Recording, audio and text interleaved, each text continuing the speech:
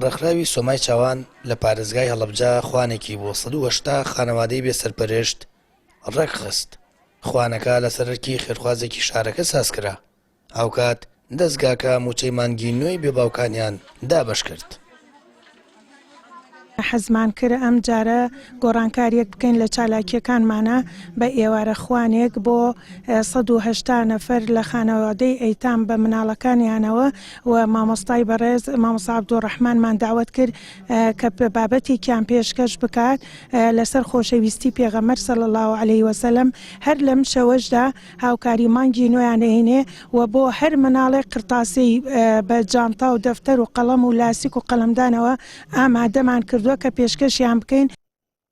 لە چوارچەوەی پێشکەشکردنی چەند سیمینار و وتارێک پێداویستی قوتابخانە لە جانتا و قرتاسیە بەسەر قوتابیاندا دابەشکرا. وەڵای ئێمە زۆر سوپاسی دەستگای خێرخوازی سۆمای چاوانەکەین کە هەموو مانگێ هەموو جارێمان بوون بە ئێمەوە دەستخۆشیان لێ دەکەین و هیواداری نمونەیان زیاو بێ.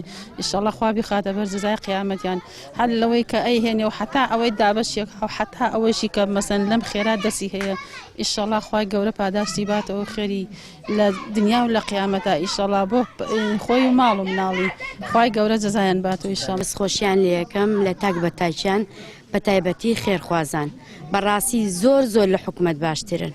یعنی ئێمە مناڵەکانمان جاری وا بۆونە پارەمان پێ نەبووە بۆ نمونە خەرجیکەین بۆ مناڵەکەمان لە کاتێکا فریامان کەوتون دوو مانگ جارێک بێ مانگە جارێک بێوان هاوکاری خۆیان هەر شتێکیش تەنانە دەڕۆن سوالەکەن حسابکە بۆ ئێمە لە ئەمەکە و لە ئەوە کە پارە بچڕن بۆ مناڵی ئێمە. من دەستخۆشیان لێ یەکەم بەڕاستی بۆم خوانێش ئەو خێرخوازی کە دابینی کردووەمان دەستخۆشیان یەکەم خوای گەورە سفرەیان پڕکا و ڕێکخراوی سۆمای چاوان لە سنووری پارێزگای هەڵەبجە 200 خانەوادەی بێسەرپەرشتی لەخۆ گرتووە و مانگانە موچەیان پێدەدات و پێداویستەکانیان بۆ دابین دەکات.